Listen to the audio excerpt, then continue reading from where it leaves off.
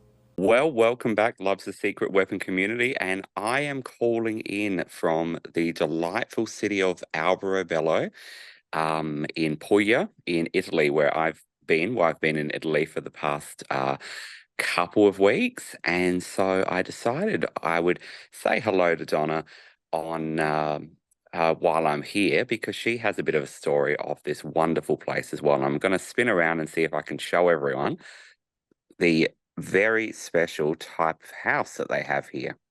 Yes, it's called Trulli. Mm-hmm. Yeah. Yes, there and we it go. has not changed in 2,000 years. 2,000 years.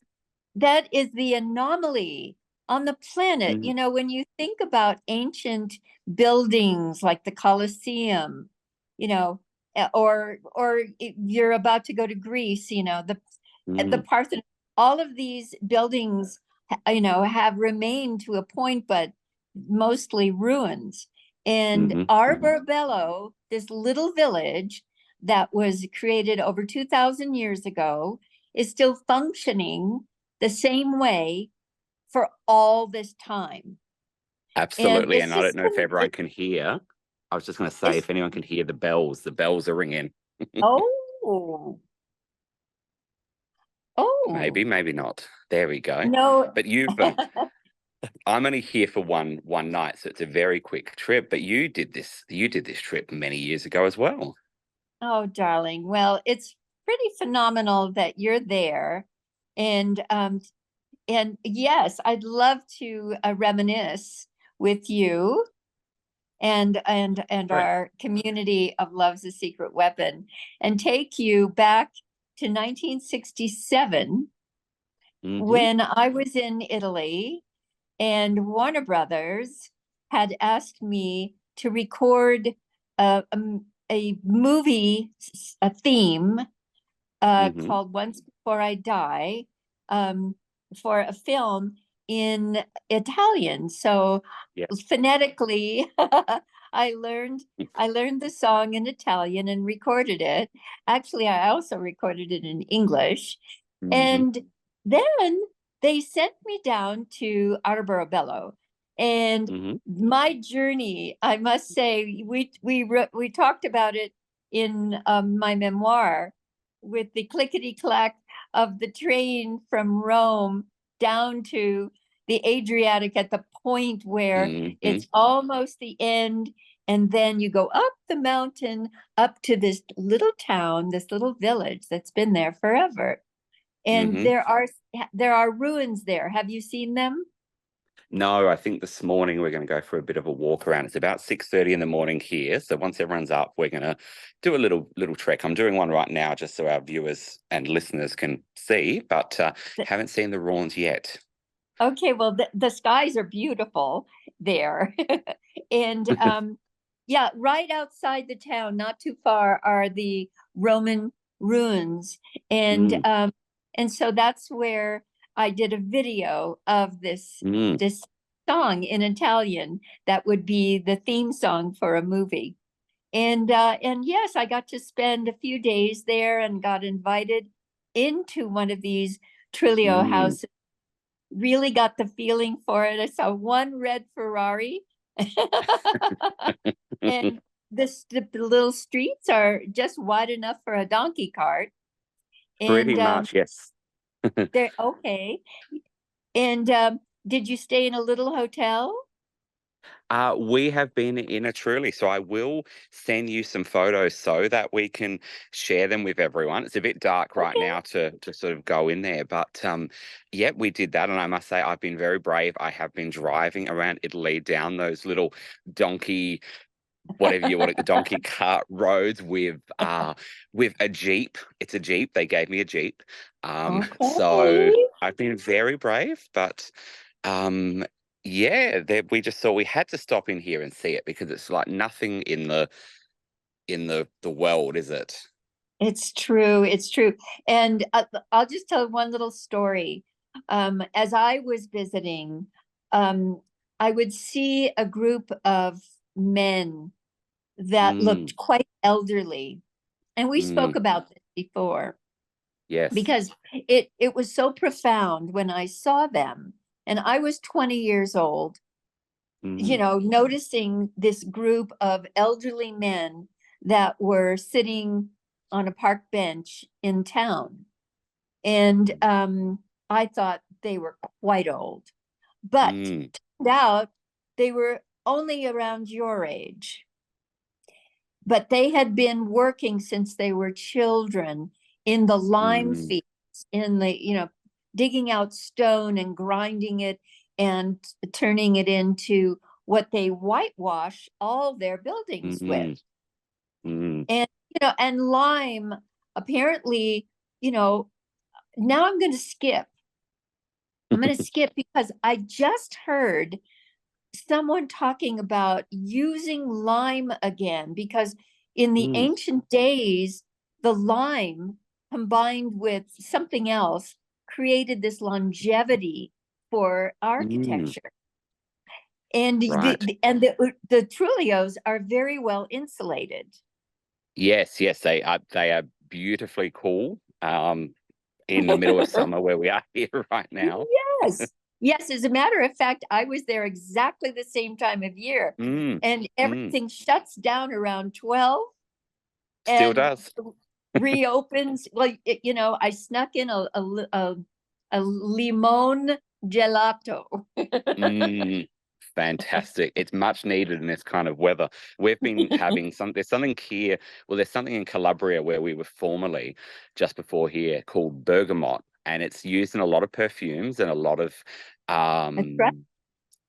yeah, and but they make a lot of gelato out of it. They make a lot of drinks out of it. So we've been having tons of that, and it's very refreshing in the you know, in the middle of summer. I think that's a geranium, from the geranium family.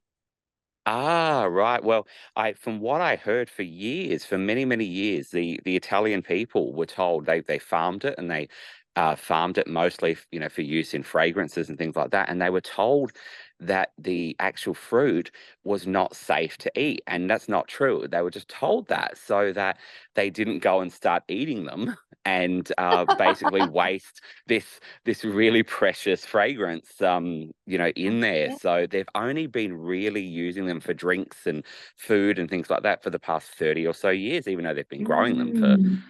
hundreds or more. So, yeah, a little interesting story about that. But this is an absolutely beautiful town here. And the region that you've been traveling in with your husband Mm, is mm. is Sardinia? No, No, it's Puglia. Sicily. Oh, sorry. Yes. So we started. So we've been here for about 2 weeks, and we started in Calabria, where my family's from. And I look forward Oh, to when we do our next conversation to really delve into that, because that was really interesting to see where oh, I'd everyone was love from. to know. Oh, that sounds marvelous. So we did that, and then we went to Sicily, and we were there for a 3 or 4 days. Really bustling, very lively, but wonderful. And now we're here. So we came back to Calabria just so we could spend a couple of days at the beach at a place called Tropea, which is absolutely stunning. And then we drove over here. It took about 4 hours to drive through Bari and on to, as you know, onto Alberobello. Yes, and so now that you have completed your Italian vacation, you're off to Mm. Greece. And Off to where you, Greece. yes, that sounds marvelous. Well, I'm really happy that we got to meet up. So it's So such a remotely. it's so crazy. I mean, this world is just getting smaller and smaller, which is really marvelous. Mm. And when I was there, there was no way that we would have been able to do this. So, Absolutely. It would have been a telegram, which they still have the little card shops where you can, well, probably not a telegram, but you can send postcards and all right. of that. So I have a feeling that the city will be sort of waking up soon, and yeah, so Oh, delightful to be able to do this. And let's see if we can hook something up for Greece, where I'll probably be able to sit in the hotel and set myself all up with a view of the Acropolis. well, I'm already putting my suntan lotion on. So Yes, you will take me definitely with need to you. here. Take me with you. I love it. There we go. Well, wonderful to speak with you, and wonderful to speak to all the Love's a Secret Weapon listeners and viewers. And we will chat soon, as I say, arrivederci. Arrivederci. Ciao, Bella.